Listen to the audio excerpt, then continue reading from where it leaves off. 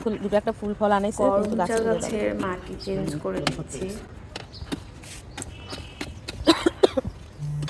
করমচা গাছের মাটি চেঞ্জ করে দিচ্ছি। গাছটা আমি বাণিজ্য মেলা থেকে কিনেছিলাম।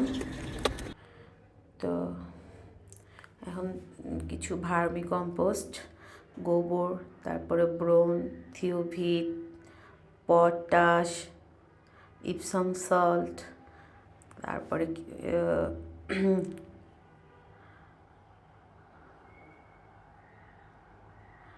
হাড়ের গুঁড়া, তারপরে ফ্রাডান,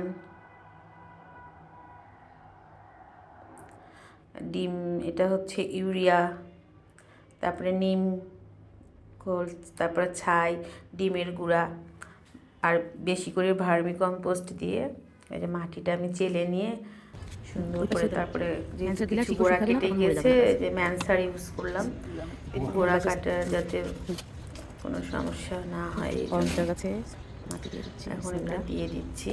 আর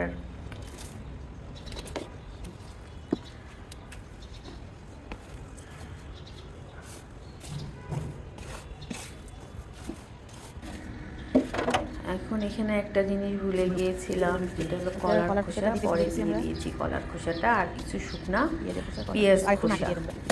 নর্মাল মাটি দেওয়া হচ্ছে।